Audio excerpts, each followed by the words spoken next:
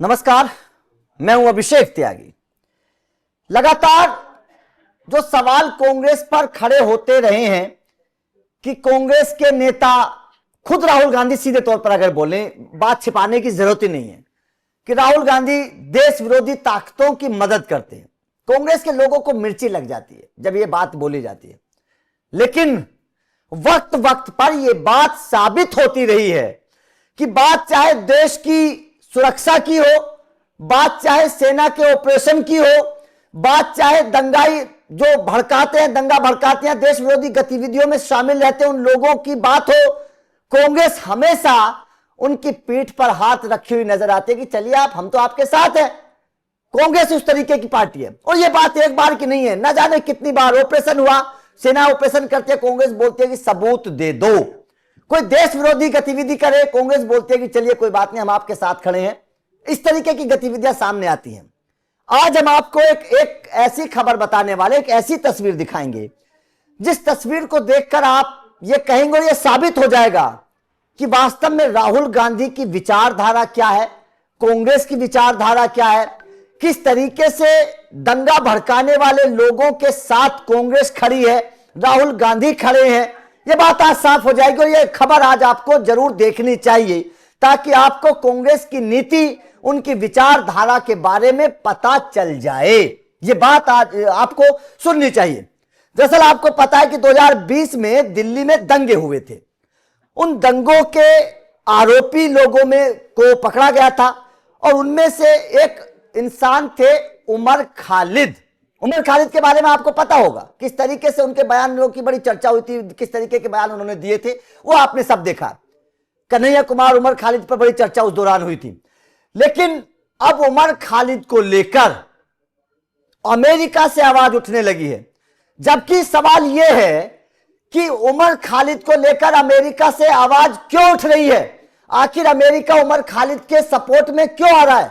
भारत को तो अमेरिका की जरूरत नहीं है, भारत तो नहीं चाहता कि हमारे देश का किसी मामले में अमेरिका दखल दे, लेकिन अमेरिका की तरफ से आवाज उठ रही है। और सबसे बड़ी बात यह है कि आवाज उठाने वाले लोगों के साथ एक तस्वीर में राहुल गांधी खड़े हुए नजर आ रहे हैं। सबसे पहले आप इस तस्वीर को देखिए। इस तस्वीर में जो लोग आपको नजर आ रहे हैं, उन लोगों में एक कौन है? उन लोगों में एक है साकोस्की। इसने सरकार से मांग की है, भारत सरकार से चिट्ठी लिखकर मांग की है कि उमर खालिद को जमानत दे दी जाए। अंतर्राष्ट्रीय कानून के अनुसार निष्पक्ष सुनवाई सुनिश्चित करने का आग्रह इसने भारत सरकार से किया है। अब सुनिएगा कि उमर खालिद को लेकर किस तरीके से अमेरिका से आवाज आ रही है। और केवल यही नहीं है, इसके अलावा ममदानी जो हाल ही में अमेरिका की राजनीति में सक्रिय हुए हैं, इसके अलावा मैगग वर्ड ने भी चिट्ठी लिखकर ये भारत सरकार से मांग की है कि उमर खालिद को रिहा कर दो। उमर खालिद जो है वो उनके खिलाफ निष्पक्ष सुनवाई की जानी चाहिए। अब सवाल यहां पर यह खड़ा होता है कि उमर खालिद को आखिर रिहा कैसे कर दिया जाए। जो इंसान देश विरोधी गतिविधियों में संलिप्त था, शामिल था, भारत तेरे टुकड़े होंगे जैसे बयान जिसके वायरल हुए, आखिर उसको रिहा कैसे कर दिया जाए। और राहुल गांधी ऐसे इंसान के समर्थकों के साथ खड़े क्यों आते हैं, यह सवाल है। पंकज सर मेरे साथ मौजूद हैं। पंकज सर, कैसे देख रहे हैं इस पूरी तस्वीर को और इस पूरे मामले को? इस कहानी के दो हिस्से हैं अभिषेक जी। एक उमर खालिद और दूसरा राहुल गांधी जी। एक एक करके मैं बताता हूं जी। उमर खालिद के पिता है सैयद इलियास कासमी जी। ये अभी दिसंबर में अमेरिका में गए थे। और उमर खालिद की कोई बहन है, वहां उसकी शादी थी, उसमें गए थे। हाँ, सैयद इलियास कासमी वहां मिले सीनेटर से। ये जो डेमोक्रेटिक, जिन लोगों को आप देख रहे हैं ना 7-8, ये सब डेमोक्रेट्स हैं, वो ट्रंप के विरोधी हैं। और इन लोगों से मिले और ये पूरी मीटिंग फिक्स कराई थी इंडियन अमेरिकन मुस्लिम काउंसिल नाम की एक संस्था ने। और नाम से मत कंफ्यूज होइएगा कि इंडियन अमेरिकन मुस्लिम काउंसिल तो ऐसा लगेगा कि भारत के जो मुसलमान हैं उन्होंने अपना कोई संगठन बनाया है। ऐसा नहीं है, ये पाकिस्तान का संगठन है और पाकिस्तान के मुसलमान इसके हेड हैं। और क्योंकि पाकिस्तान मुस्लिम काउंसिल बना देता तो अमेरिका में जूते पड़ते, इसलिए इंडियन नाम दे दिया। तो उस संगठन ने ये सारी मीटिंग फिक्स कराई थी और फिर उसके बाद ही ये चिट्ठी जारी की गई है। दिसंबर में मिले थे वो, जब जैसे ही लौट के आते हैं ये चिट्ठी पीछे से आती है। ये एक तरह से प्रेशर बनाने की कवायद है। दूसरा इसमें ममदानी है जो कि न्यूयॉर्क का मेयर हुआ है, उसने कल ही शपथ ली है और वो ये कह रहा है कि हमारी नजर आप पे बनी हुई है उमर खालिद के विषय में, ये कह रहा है वो। तो कुल मिलाके जो अमेरिकन जो लेफ्ट लॉबी है वहां की, जो डेमोक्रेट्स जिसको बोलते हैं, वो मुस्लिम लॉबी है, वो भारत पर दबाव बना रही है कि आप उमर खालिद को रिहा कर दो। अब इसके दूसरे हिस्से पे आते हैं भारत। अमेरिका से सीधे भारत आ जाइए। आपको पता है कि उमर खालिद के लिए जो वकील लड़ रहे हैं वो भारत में सबसे महंगे वकीलों में से हैं। ये कपिल सिब्बल और ये सब शांत किशोर और पता नहीं क्या क्या। अगर अभिषेक त्यागी के खिलाफ एक केस हो जाए या पंकज प्रसून के खिलाफ केस हो जाए तो हम सुप्रीम कोर्ट के वकील नहीं कर सकते। लेकिन उमर खालिद के लिए ग्रुप ऑफ वकील्स है, एडवोकेट्स, और भारत के बेहतरीन वकील उनके लिए लड़ रहे हैं। दूसरी तरफ जो दिल्ली पुलिस है उसने अपनी चार्जशीट में कहा है कि उमर खालिद मेन मास्टरमाइंड था दिल्ली दंगों का। और ये दिल्ली दंगे हुए किस दिन थे? जिस दिन राष्ट्रपति डोनाल्ड ट्रंप दिल्ली की धरती पे कदम रखने वाले थे। और दिल्ली दंगों के एक दिन पहले सोनिया गांधी ने यह कहा था कि शाहीन बाग की शेरनियों, अब सड़क पे बैठे रहने से काम नहीं चलेगा, कुछ और करना होगा, कुछ बड़ा करना होगा और सड़कों पे उतरो। मतलब एक तरह के आह्वान था वो। तो सोनिया गांधी की ये पुकार और अगले दिन से दिल्ली में दंगे होना और उमर खालिद का मेन उसमें साजिश करता होना, उमर खालिद के अलावा भी बहुत सारे लोग हैं लेकिन मुख्य साजिश करता है, ये दिल्ली पुलिस की चार्जशीट कहती है दंगों की जांच के बाद। अब बताइए कि एविडेंस इतने पुख्ता हैं उमर खालिद के खिलाफ कि भारत के सबसे बेहतरीन वकीलों की टोली भी उसे जमानत नहीं दिला पा रही। तो अब जब यहां से कुछ नहीं हो पा रहा है तो ये गए हैं अमेरिका और डोनाल्ड ट्रंप का दौरा था यहां पे, तो उसके जो अपोजिशन में है वहां डेमोक्रेट्स हैं, उन लोगों से संपर्क किया कि तुम अब भारत सरकार को चिट्ठी लिखो कि हमारे संबंध खराब हो जाएंगे अगर उमर खालिद को नहीं छोड़ा तो। पंकज सर, सवाल तो पूरी साजिश। एक तरफ तो राहुल गांधी बोलते हैं कि देश में हमारी पार्टी को जीत नहीं मिल रही है, लोग हमें सपोर्ट नहीं कर रहे हैं, और दूसरी तरफ वो इस तरीके की गतिविधियों को अंजाम देते हैं, इस तरीके के लोगों के साथ जाकर फोटो खिंचवा देते हैं, विदेश से जाकर भारत की किरकिरी करवा देते हैं। कैसे वोट दें लोग, कैसे सपोर्ट करें, कैसे भरोसा करें जब आप इस तरीके के लोगों के साथ जाकर खड़े हो जाओगे? पाकिस्तान की, जैसे कि आपने बताया कि इसके पूरे जो इस लीग के जो ये मोर्चा है इसके पूरे कर्ता धर्ता पाकिस्तानी हैं, उनके साथ आप जाकर खड़े हो जाओगे तो कैसे भारत का इंसान आपको देशभक्त समझे? कैसे भारत का इंसान ये सोचे कि कांग्रेस पार्टी की विचारधारा ठीक है? सर, ये राहुल गांधी को इस बात की परवाह भी नहीं है कि भारत के हिंदू उनको देशभक्त समझते या नहीं समझते हैं।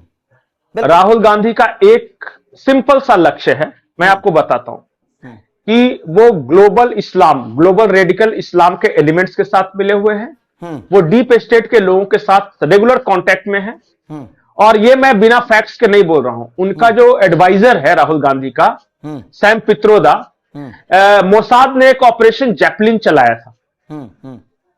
जब उसका हाइफा पोर्ट पे जब अटैक हुआ था ना, तो एक उसकी जांच के लिए मोसाद ने ऑपरेशन जैपलिन, और उस ऑपरेशन जैपलिन में ये कहता है, वो जो रिपोर्ट है ऑपरेशन जैपलिन के बारे में कोई पढ़ सकता है, कि सैम पित्रोदा जो हैं ग्लोबल इस्लामिस्ट नेटवर्क के साथ सीधे जुड़े हुए हैं, वो राहुल गांधी के एडवाइजर हैं अमेरिका में, और ओवरसीज कांग्रेस के वो हेड हैं वहां पे। तो रेगुलर, चाहे इंडियन अमेरिकन मुस्लिम काउंसिल का हो या जिस तरह के जो भी डीप स्टेट के लोग हैं उनके साथ रेगुलर संपर्क में है। इनका एक ही मानना है कि देखो, भारत में मुसलमान 20 से 25% है और 3% ईसाई हैं। ये तो रॉक सॉलिड हमारे साथ आ गए। जो बाकी हिंदू हैं उनको हम जात के नाम पे तोड़ देंगे, क्षेत्र के नाम पे तोड़ देंगे, क्योंकि नॉर्थ इंडिया को साउथ इंडिया बोल देंगे कि साउथ में जाके ये बोलेंगे कि नॉर्थ ठीक नहीं है, नॉर्थ में जाके बोलेंगे साउथ ठीक नहीं है।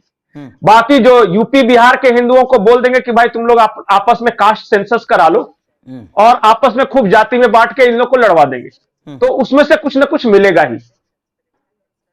तो अगर हमारे पास 10% एक्स्ट्रा वोट अगर हिंदू 10% भी दे देते हैं तो हम सरकार बनाने की स्थिति में आ जाएंगे। उनका कैलकुलेशन है कि बीजेपी को मिले हैं 33 to 35% वोट, तब ये सरकार में आ गए थे। हमारा 20-25% मुसलमान, 2-3% ईसाई, ये सॉलिड है, और कुछ सिख जो खालिस्तानी है वो सब, ये सब हमें दे ही देंगे। बाकी हिंदुओं से हम 10% ले लेंगे, उनको लड़ा के झगड़वा के। इसलिए आप ये कह रहे हैं कि अगर देशभक्त हिंदू नहीं देगा तो Rahul Gandhi care shit about it. और हाँ, दूसरी बात है रिसोर्सेज, पैसे। पूरे ग्लोबल मीडिया पे जो कि भारत के बारे में आप छाप रहा है, आपको पता है लेफ्ट लॉबी का वो कब्जा है। आप वॉशिंगटन पोस्ट में, न्यूयॉर्क टाइम्स से जब भी देखो तो वो सब भारत के खिलाफ उलूल जुलूल छापते रहते हैं। आज एक लेख आया है, ब्रूस रिडल्स नाम है उनका, CIA के एक्स चीफ है, और उन्होंने एक शब्द का इस्तेमाल किया है भारत के लिए, ग्लोबल इस्लाम एट डोर स्टेप। जो ग्लोबल इस्लाम है ना, जो ISIS है, अल कायदा है, वो सब अब भारत के दरवाजे पे दस्तक दे रहा है। ये ब्रूस रिडल का कहना है, जिन्होंने ये लिखी है आर्टिकल।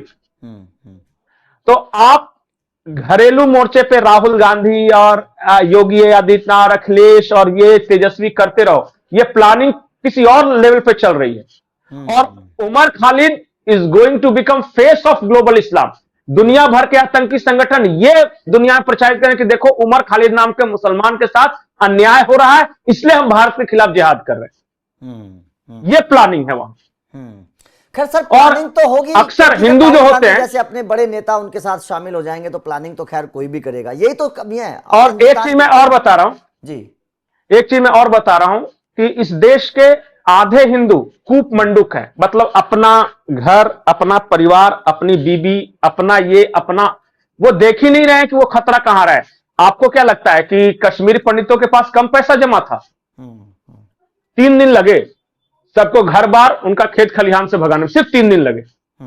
जमा कर लो, सोने का महल बना लो। जब वो आएंगे ना टिड्डी दल की भांति, तो वो कोई नहीं देखते कि आप अमीर हो गरीब हो, अपने बेटे के लिए क्या किया और अपनी वाइफ के लिए कितने सोने गढ़वाए। वो एक दिन उनको लगेगा सिर्फ मार के भगाने में, एक दिन।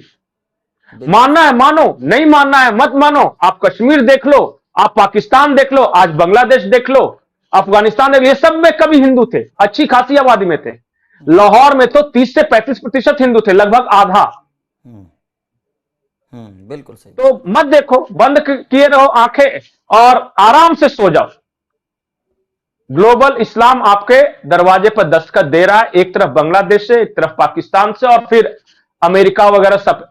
आपको पता है ना कि कल ही उद्धव ठाकरे ने क्या कहा कि मुंबई का मेयर मुस्लिम हो सकता है। तो न्यूयॉर्क का मेयर ममदानी, लंदन का मेयर सादिक पाकिस्तानी, और मुंबई का मेयर मुसलमान। आपको क्या लगता है ये सब अलग अलग इवेंट्स हैं?